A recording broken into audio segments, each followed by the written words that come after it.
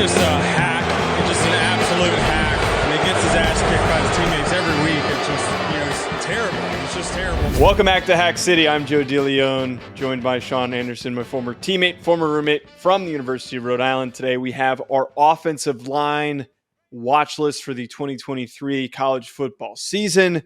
Sean, I'm just checking. You have the read pulled up? Yeah. Hey, man. Hey, I really love when you check in about it. I always have the read pulled up.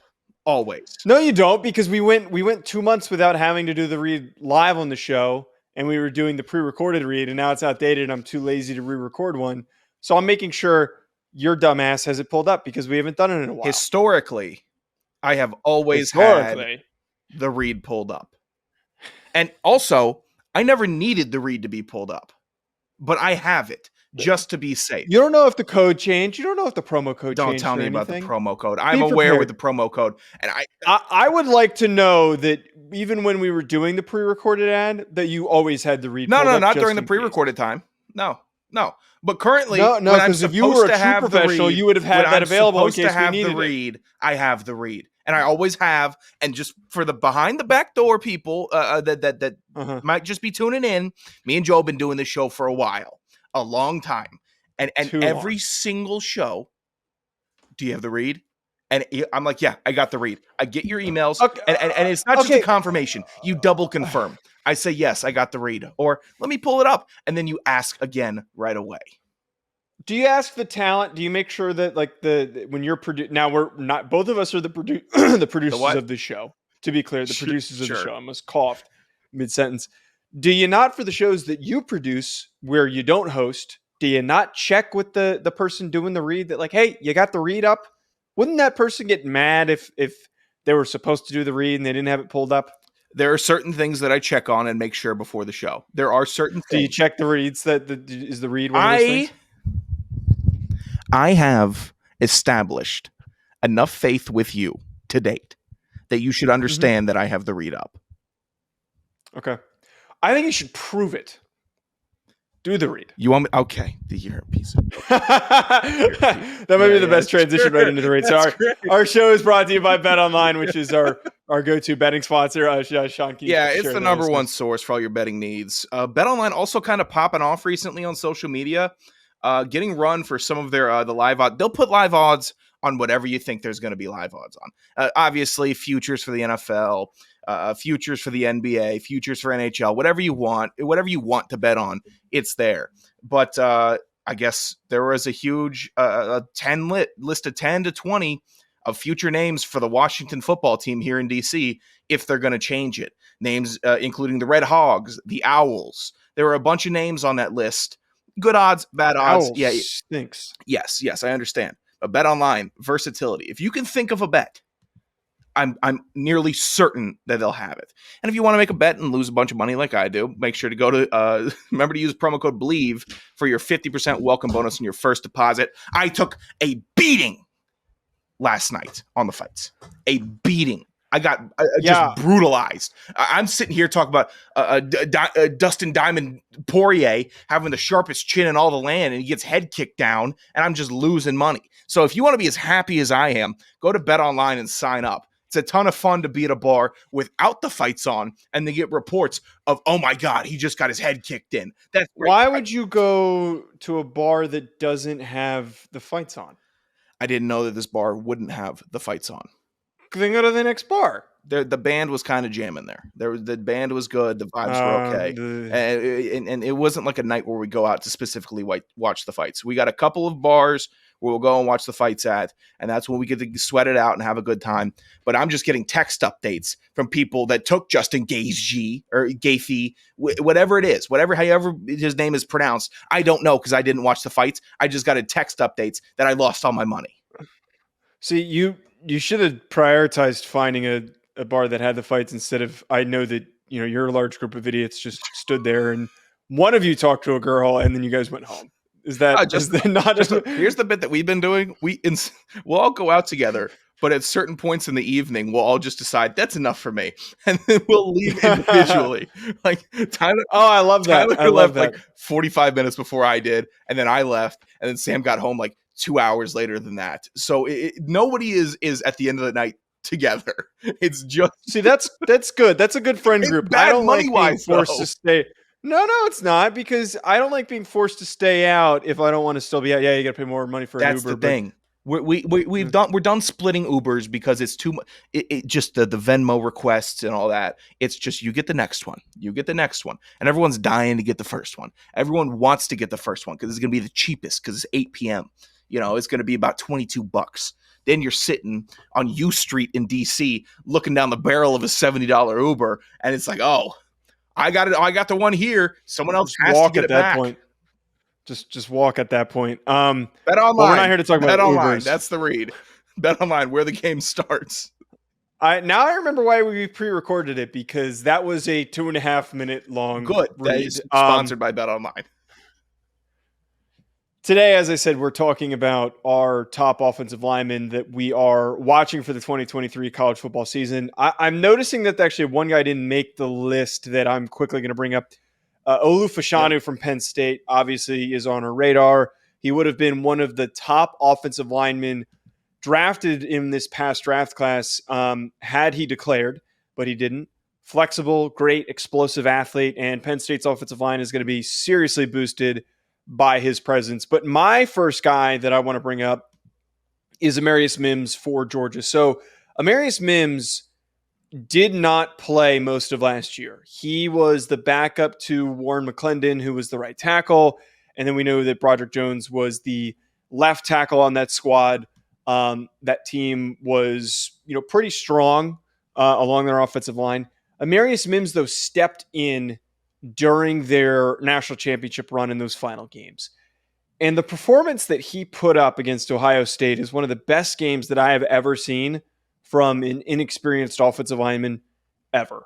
He has the power, the athleticism, everything that you want from a dominant offensive tackle. And he's supposed to be playing left tackle this upcoming year. Former highly recruited kid. He actually almost left in the portal, but lucky for Georgia, he is sticking around. So for me, Amarius Mims is my number one guy out of any of these guys that I am the most excited to see the damage that he will do this upcoming season. It's a fine pick, Joe. I don't think you can go wrong with any Georgia player on any of these lists. They have top to bottom developed and cultivated a roster where you can include them, any player, any position group. So that's fine. I'm fine with Mims. I will watch that Ohio State game and follow up just to check in. But Ohio State didn't have a bad defense last year. Who was he going up against? Like Zach Harrison?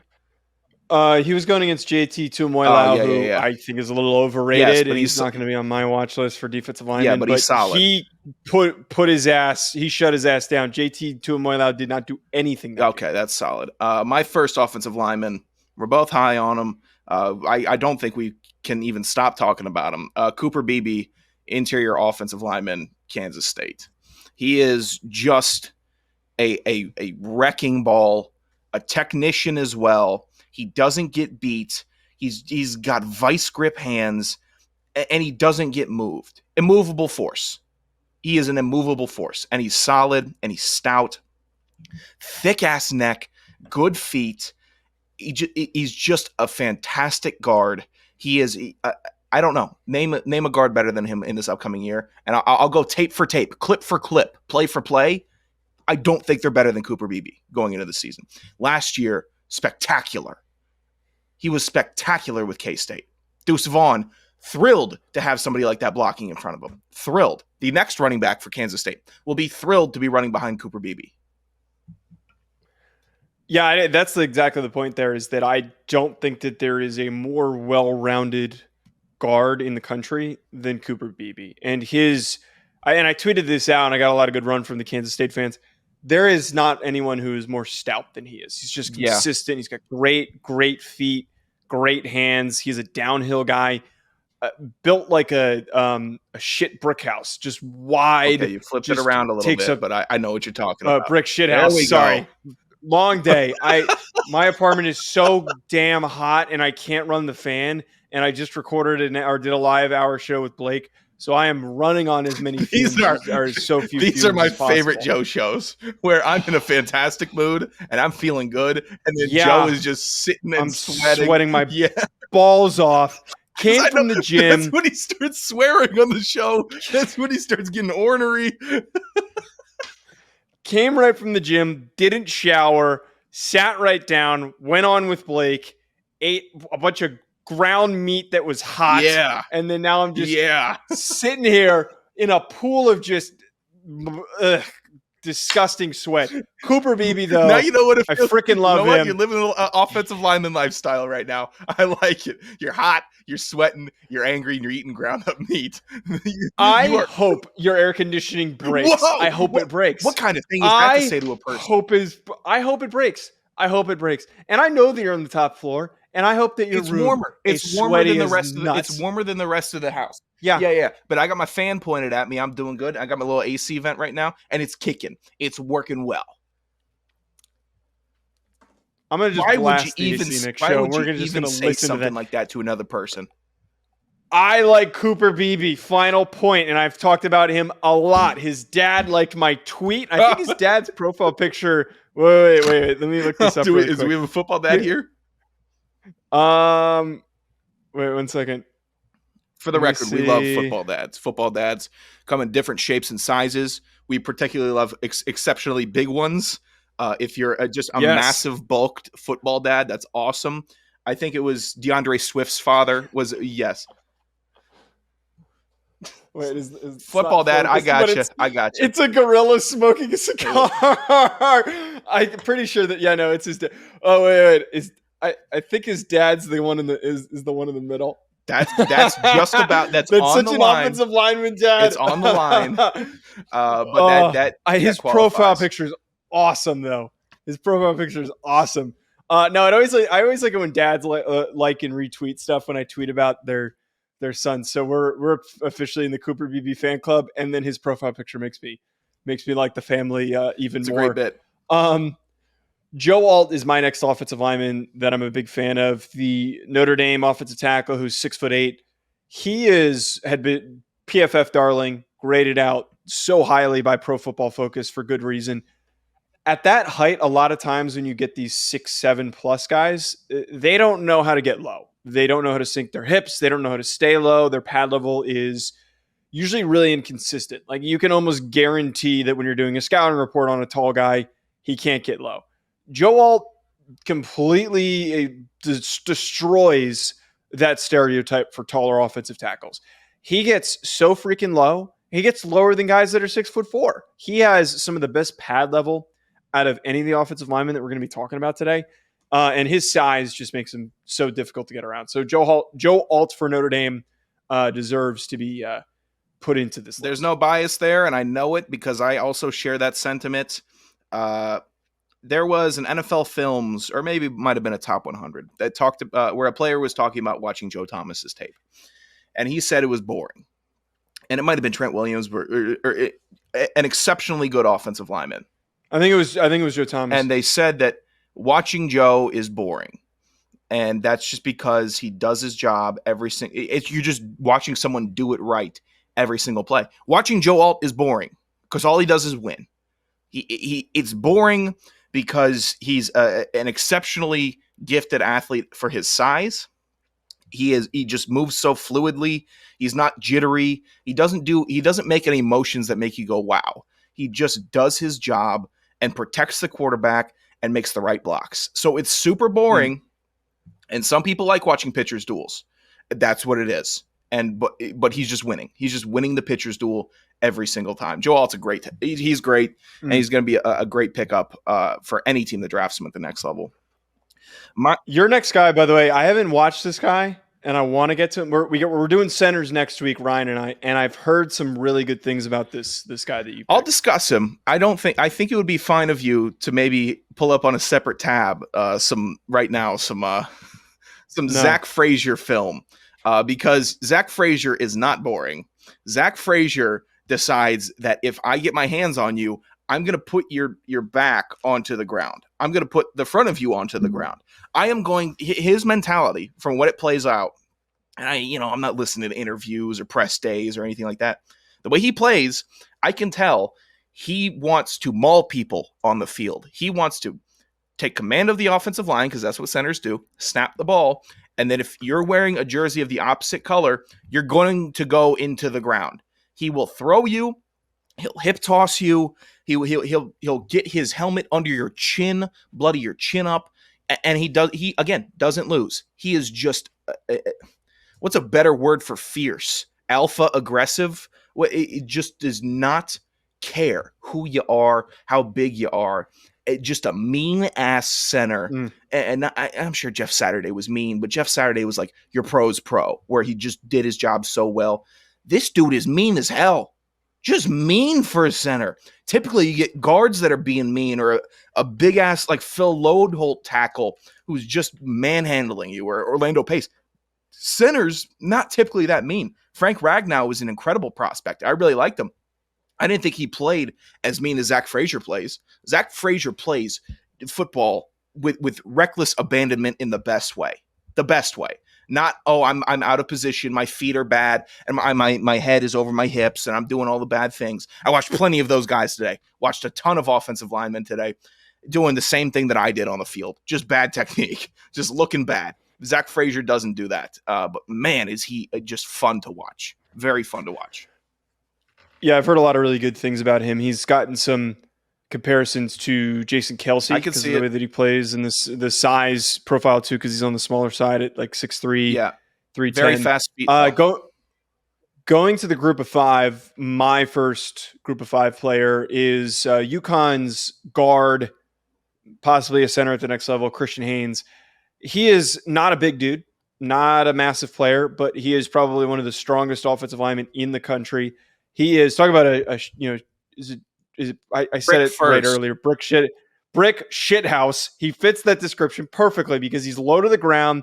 He is wide. He is mean. He drives so well. He's got those powerful, like stomping feet, but they move quickly, driving all these crappy defensive linemen all over the field.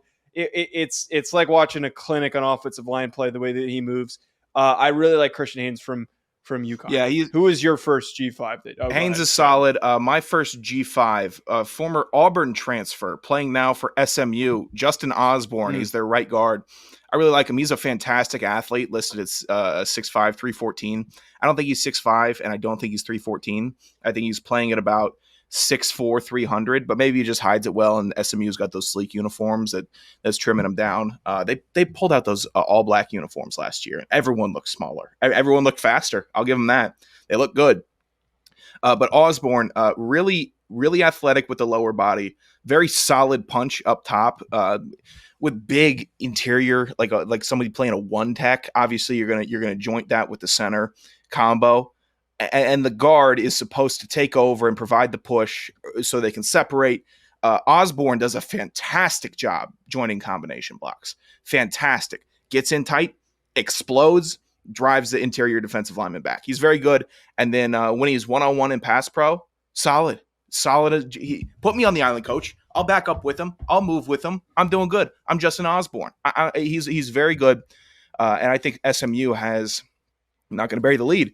They have a very good offensive line coming into this season. I'm very impressed with it, with what they've been able to build there. A lot of really athletic guys. Osborne is my first SMU Mustang to discuss. My second G5 player that I brought in here, Prince Pines from Tulane. I think that just generally Tulane is one of those teams that just has a lot of really good returning football players. And you could pull a number of their offensive linemen coming back this year. I brought up Michael Pratt when we did the quarterback watch list because I like him so much, but Prince Pines, it's hard. G5 is one of the hardest groups to pick players for because a lot of them move up. Prince Pines decided to stick around. I'm sure that he probably had some suitors to try and get him to leave. Wide dude. I keep picking all these wide dudes, but I like myself some Prince Pines the way that he Pines plays. is very wide. I believe if I were the conditioning staff, if they could drop 15 off of him. I mean, he's a good athlete. He's a good athlete. He can move people, and he's not out of position. But if he drops 15, then he'll be a very, very good guard. And people already think he's a good guard because he's strong and he's big and he's mean. But for that, if you're looking to do something next year or this upcoming season, I guess training camp is right on us. Pines needs to work on the body comp a little bit. Not a slight. My current body comp is terrible. My second G5 offensive lineman, SMU offensive tackle Marcus Bryant. Joe, he reminds me of your first FCS guy a lot. Smooth feet, quick feet, long arms, just a great athlete out there. Not super heavy, not exceptionally tall, but long arms, just staying with you. Great at the mirror drill. I'm sure he'd be great at basketball as a power forward. Like just a really good athlete. You said, let's get some pads on you. Run blocking is pretty good also. And then in space, get him in space on a screen. Get a screen, get him moving because he's going to be able to keep up if you're doing a tight end screen. If you get him ahead of a skill player, he's going to make a block for you downfield. He's just that fast. He's that good. And it's just the feet are so hard to get at college football. It's so hard. Recruiters want to come in and see your feet. They want to see your run. They want to see your drills, and they miss a lot. So a lot of times they miss, and because it's new footwork, and high school coaches don't know what they're doing. Marcus Bryant's high school coach knew what he was doing, or at least the SMU coach does, because he has picked up the footwork, and that is very, very important for me. And SMU's quarterbacks are going to stay upright. They are. Flipping over to the FCS, I have two guys that I'm really excited about, much more excited than these G5. Actually, I really like Christian Haynes. I will say that much. Charles Grant from William & Mary is somebody who I think has not got enough recognition for his potential. And it makes sense because he was listed at 275 last year. Very, very lean player. I'm hoping that, and we'll probably have an official weight for him soon, sorry, I'm distracted by the a-hole dog that's barking right outside my door. Just a wonder of senses going on right now. I'm hoping if he gets up to like 295, his potential is through the roof. Very fluid, easy moving athlete. Pretty good strength for a guy that only was listed at 275. He's one of those players who just can keep everybody in front of him so easily. The flexibility is some of the best out of any of the players I've watched in this cycle. Just the only drawback is the weight. And you can add weight. You can add weight. These guys just sit and eat together. It's, you were one of those people who had to add weight, and you did add weight. Yep. It's accomplishable. You just hope that it's the right kind of weight. And if Charles Grant gets there, he gets 295, gets 300, he's going to get drafted a lot higher than his teammate was this past year. Yeah, last year, All-CAA first team. Right now, he's listed at 280. But I hate that. You put me on to him, and we were just on the phone, and you're watching film, I asked who, and this offensive lineman from William & Mary. I pulled up the film. Impressed. I had fun watching his film because he glides, man. He glides. And he works his finesse in the right way. I don't think he's overpowering a huge edge rusher. He's not going to, but he's very skillful and crafty with his hands that make up for it. And his feet are so good that he can anchor down when he needs to. And if you try to take an inside move, you're not going to beat him because his feet are great. He's always prepped for it. So Charles Grant, I knew you were going to have him on this list, and I'm happy that you did. My first FCS offensive lineman here, John Allen. He's going to be playing center this year for Southeastern Louisiana. You might remember him, Joe, for the viral clip last year of the SELA player taking a defenseman 35 yards downfield with a huge pancake block, and he lost his helmet. He is just so fast. Blazingly fast in space. He's good on the interior. He is the anchor of that offensive line for SELA. He just stout, thick chest, thick as hell in the chest. And you're like, okay, cool. It's just one of those centers that gets it done in the open three, and then he gets in space. Just a bulldog. He's great. He's great. I'm really, really excited for John Allen this year. We'll be tuning in to at least one SELA game. Don't tell Blake. At least one. To watch Allen, just maybe more, depending, but at least one to check him out. I'd be curious to ask Blake's thoughts on him being a former Southeastern Louisiana center. I'd be curious to get his perspective. Last player here for me, before we end up getting to a South Dakota State player. His name is very hard to pronounce. Ryan got the pronunciation from him, but I'm still going to butcher this. Karan Amangaji from Yale. I believe that is how you pronounce it. Pretty good, I think. They've got some deceptively very good offensive linemen. He has so many tools, and I think that out of any of the FCS players, I think he is going to be the highest to get drafted out of all of them. He is just a toolsy guy with really good length, really, really easy power, smooth mover, as we've talked about with a lot of these players. Gets to the second level well. His kick set is super, super easy. I had him graded as a top 5 guard in the 2023 NFL draft for me. Like, that is how high I am on him, that I think he will be a top 150 pick when it's all said and done. That, okay. That's pretty big. That's pretty big because my next guy I think is the best offensive lineman in the FCS just because he has all the tools. That's Garret Greenfield, South Dakota State, left tackle. And South Dakota State's got a lot of guys. Why didn't you mention McCormick? Why didn't you mention the right guy? I got you, fellas. I got you. Greenfield's the dude, though. He's the dude. He's got a little bit of that Joe Alt in him where he's not in the wrong position. If he needs to check B and hinge, he check B's and hinge. If he needs to get up to the linebacker, he does it with great speed. In pass protection, he gets his hands on you on the inside of your chest. There's no grasping. G5 offensive lineman. Watch some Greenfield tape. Maybe you'll learn something. I'm sitting here watching these G5 guys. I'm like, what are you doing? And then I pull on some South Dakota State film. Like, this is refreshing.